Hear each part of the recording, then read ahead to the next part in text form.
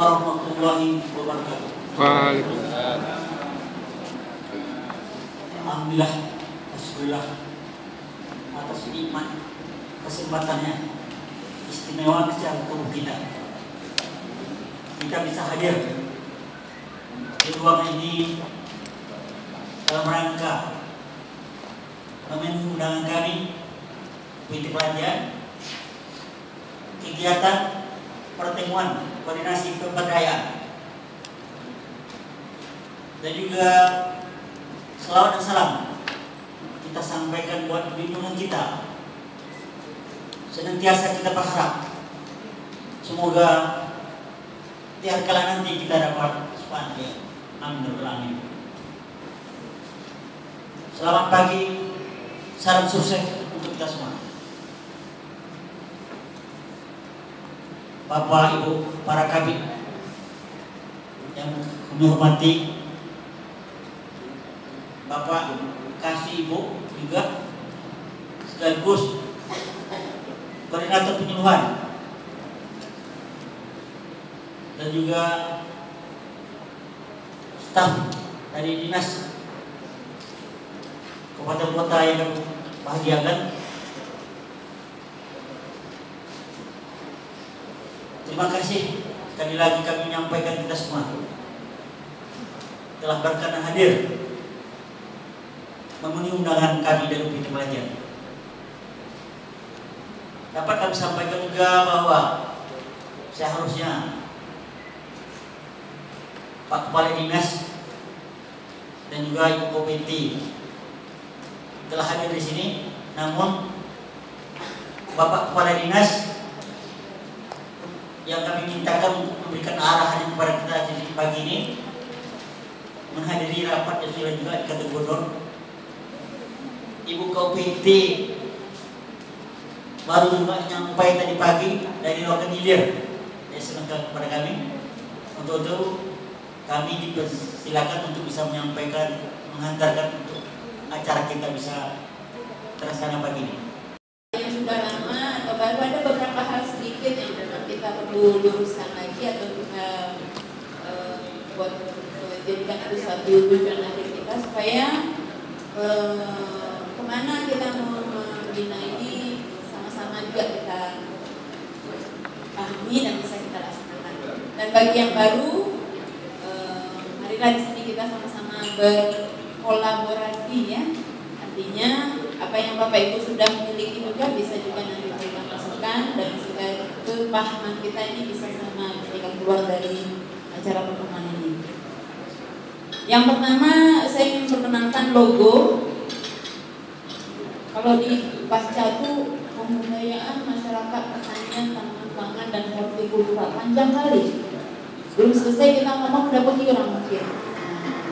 Sehingga disingkatkan menjadi PMPTPH. Dan supaya lebih ingat lagi, walaupun sederhana tapi ada khasnya bahwa kalau dia itu PMPTPH. Jadi Bapak Ibu kalau melihat logo seperti itu, yaitu adalah logo PMPTPH.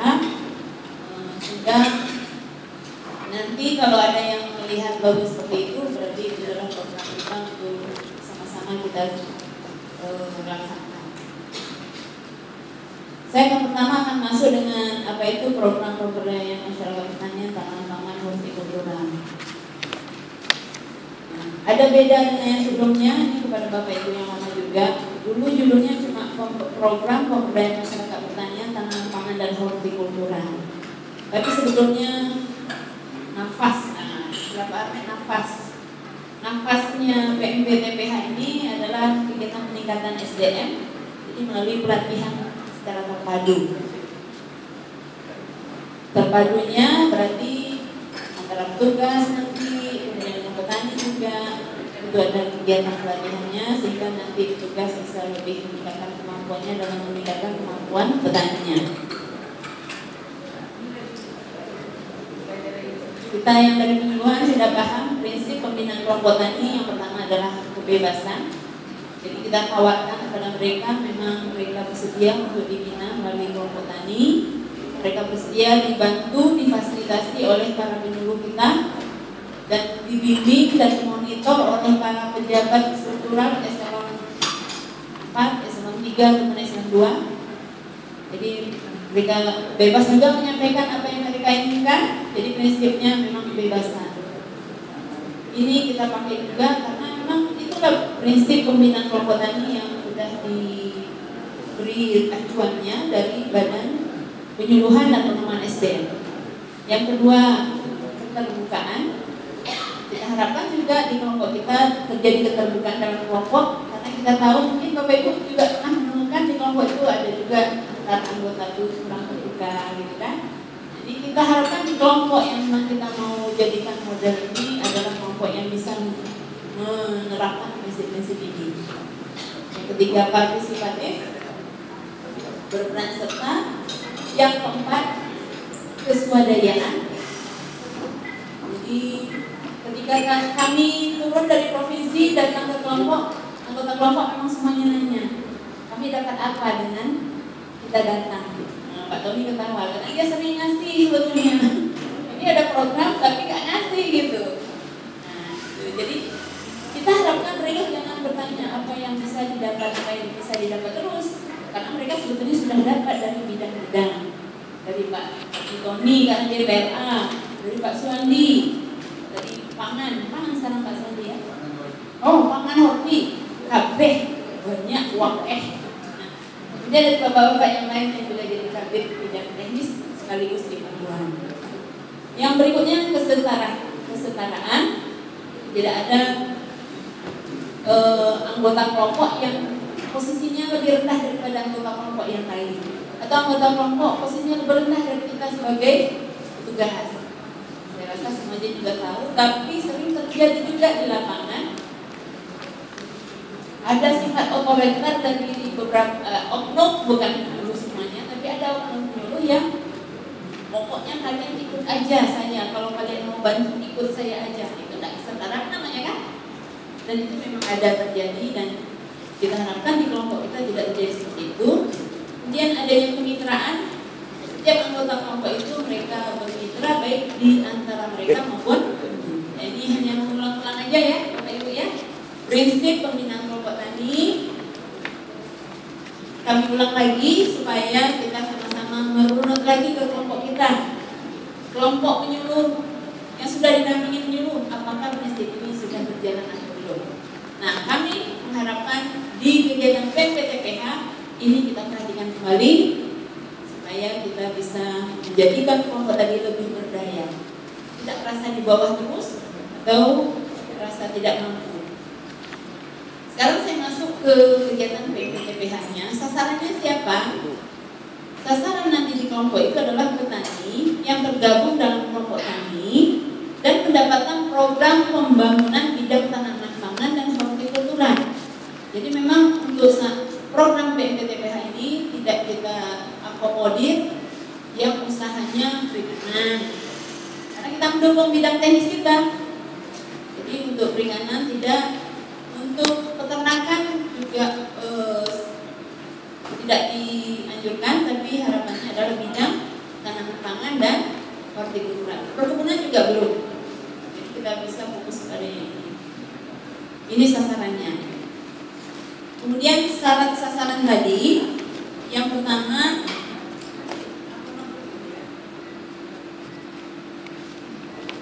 kelompok petani melaksanakan kegiatan tanaman pangan dan hortikultura seperti yang tadi kami sampaikan.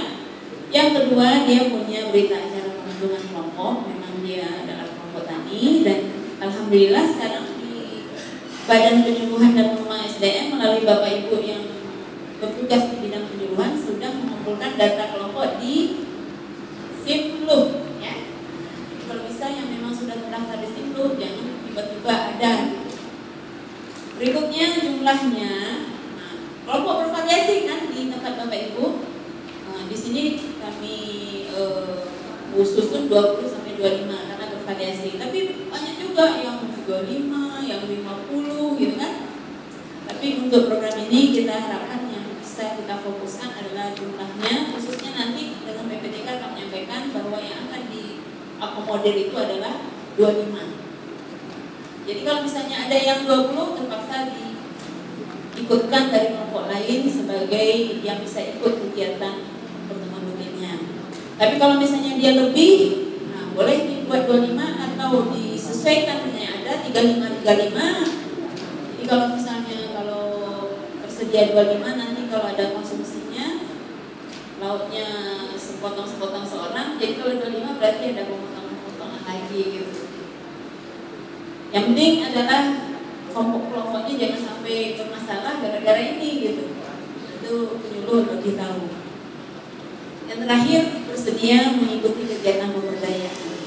Jadi untuk meyakinkan bersedia tidak bersedia ini, kemarin beberapa orang dari antara kami sudah mendatangi kelompok tani yang ada di tempat Bapak Ibu yang mungkin sudah disepakati untuk tahun ini yang mana, karena tahun ini ada satu kelompok yang kita harapkan ada ikut kegiatan ini dan 3 kelompok atau 1 kelompok lagi yang sebelumnya.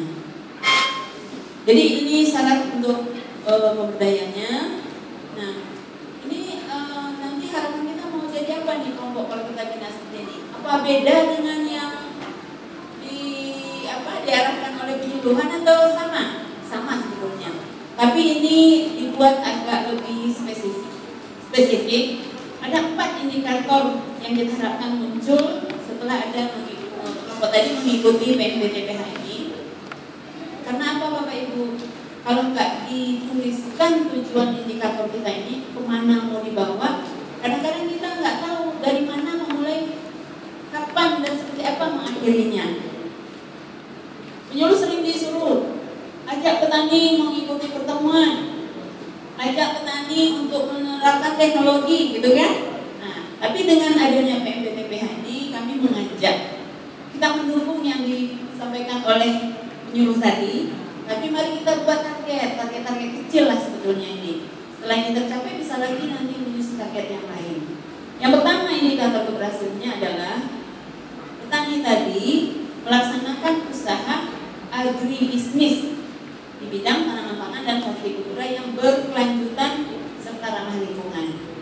Kalau agribisnis, banyak petani kita belum berbisnis.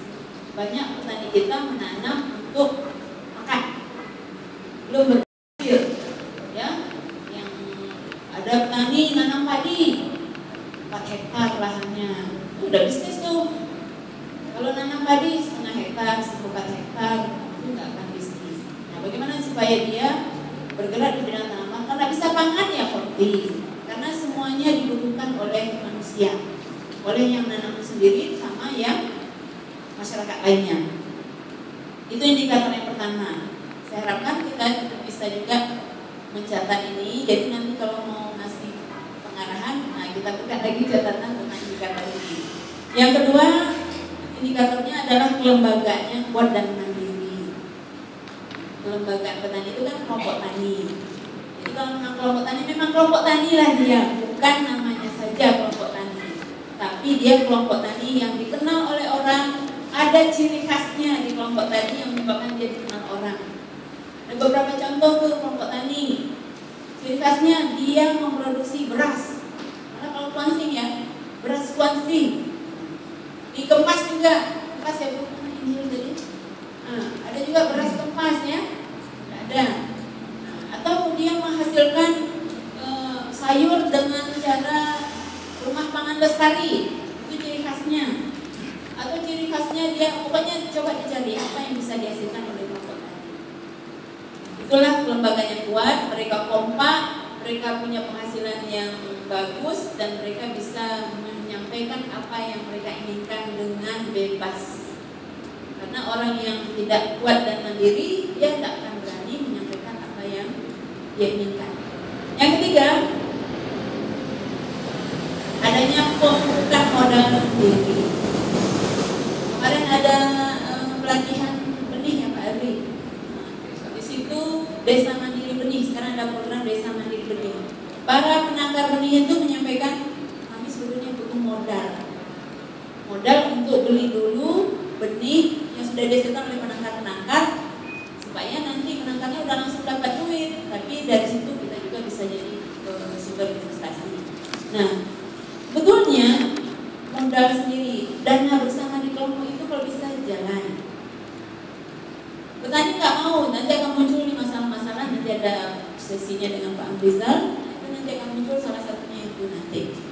Berikutnya yang keempat, kelompok tani akses kepada sumber pelayanan dan fasilitas yang tersedia. Kalau orang yang kelompok yang sudah bagus tuh, apapun fasilitas yang ada, mau fasilitas bantuan, fasilitas perizinan, fasilitas pinjaman, kalau memang mereka butuh, mereka bisa mengaksesnya.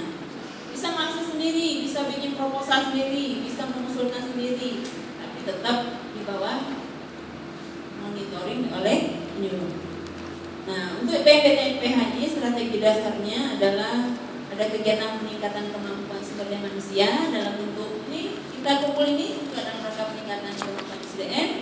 Nanti juga setelah ini ada workshop, itu juga dalam rangka meningkatkan kemampuan SDM tugas. Nanti ada pembekalan di kelompok, itu juga dalam rangka peningkatan kemampuan SDM.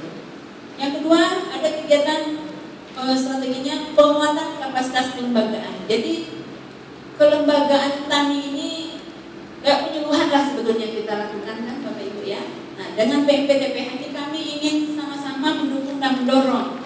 Kami di UPT pelatihan ini sering mengajarkan, sering ini, tapi bagaimana kita melaksanakannya kami ingin ikut mendukungnya, makanya diadakanlah program PMPTPH ini.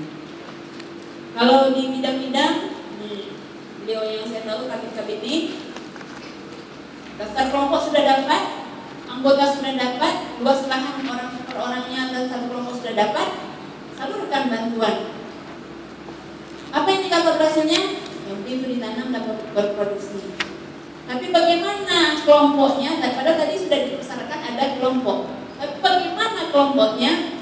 Itu di penyuluhan yang bisa melanjutkannya, mendukungnya. Kalau SDM-nya sudah mendukung untuk produksi, maka produksinya akan lebih bagus. Pendapatannya juga harapannya bisa lebih bagus. Ya, jadi strateginya tadi peningkatan kemampuan SDM, yang kedua penguatan kapasitas kelembagaan petani, yang ketiga penguatan modal, itu tadi pembentukan modal tadi, indikatornya tadi, yang keempat pengembangan usaha agribisnis, indikator yang pertama tadi, yang kelima penguatan kapasitas manajemen. Jadi di PMPTPH ini tidak hanya kita halo-halo pakai telepon, kita kumpul-kumpul seperti ini. Ini dalam rangka penguatan manajemen. Siapa tuh manajemen? Ya kita-kita ini lah Bapak Ibu. Manajemen tuh harusnya sebetulnya sampai ke penyuluh. Harusnya. Tapi keterbatasan, makanya mudah-mudahan dengan Bapak Ibu di kabupaten, di kecamatan, dan ada beberapa penyuluh yang bisa hadir, kita bisa menjadi kuat. Itu yang disebut dengan penguatan kapasitas manajemen. Jadi ini strategi di PMPTPH. Sedangkan mekanismenya Bapak Ibu, yang pertama, kelompok tani Bapak Ibu lihat gambarnya seolah-olah terpisah-pisah seperti yang ada di gambar. Nah, itu harapannya dengan diklat petugas dulu, setelah itu ada pelatihan petani nanti oleh petugas yang ikut diklat tadi, kemudian ada pendampingan usaha dan kelembagaannya. Kemudian dari sisi lainnya ada bantuan dari bidang-bidang teknis. Bantuan apa aja? Pupuk, bibit, kapur ya, alsin, obat-obat dan sebagainya, kan ada bantuan tuh dari dinas. Nah, itu yang akan kita dukung. Oleh sebab itu untuk terutama untuk tahun ini memang kita tekankan betul yang ada dapat bantuan dari bidang teknis. Tapi kalau ada yang tidak karena keterbatasan ya mungkin yang penting dia pernah dapat bantuan dari bidang teknis.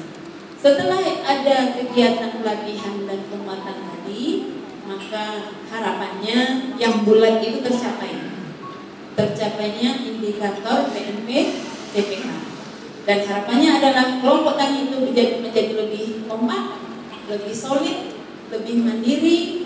Dia bisa menjadi kelompok model di penyuluh.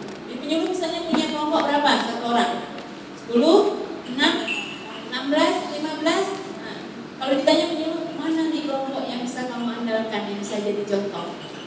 Mungkin penyuluh punya, tapi dengan program ini kami harapkan semua penyuluh punya kelompok model dia, dan dia bisa menjadi juga model bagi kelompok lain mungkin di kabupaten atau di provinsi.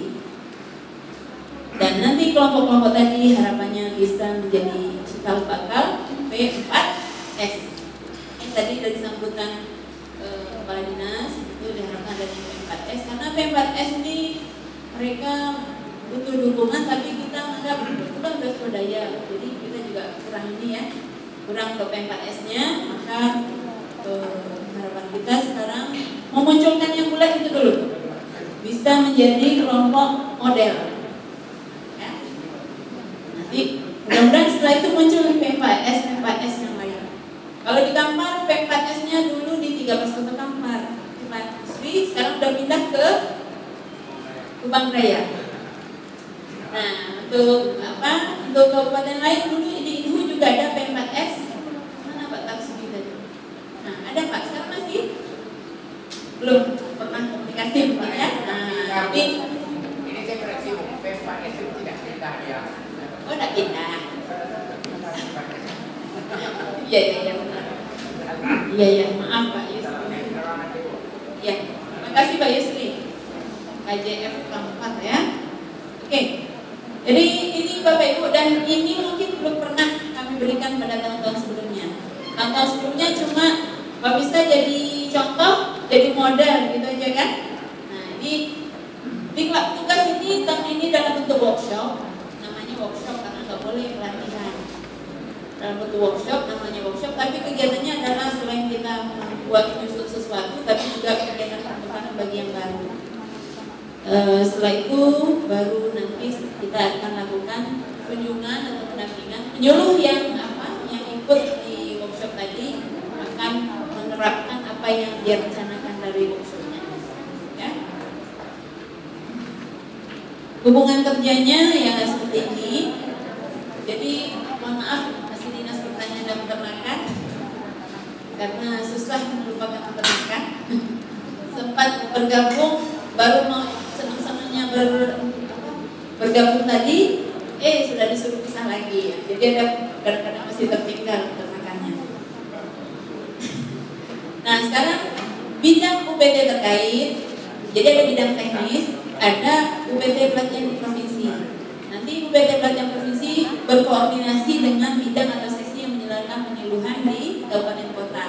Sedangkan bidang UPT yang ada di sini berhubungan dengan bidang pangan horti yang ada di kabupaten kota. Jadi masing-masing berkoordinasi ke bawah. Kemudian nanti baru dari bidang kabupaten dia ke kecamatan ke kelompok. Sedangkan untuk penyuluhannya dari bidang atau seksi bidang penyuluhan dia akan berkoordinasi dengan kecamatan ke penyuluh. Penyuluh nanti akan langsung berhubungan dengan kelompok tani. Jadi pendampingan oleh penyuluh nanti ada diklat pengembangan kepada kelompok. Mungkin nomor 1 itu saja dulu saya sajikan, tapi ini nanti akan kami berikan juga ketika workshop. Materinya nanti kalau penyuluh melakukan pendampingan atau penguatan itu bisa di bidang manajemen, bisa di bidang kelembagaan, bisa bidang administrasi atau di bidang teknis.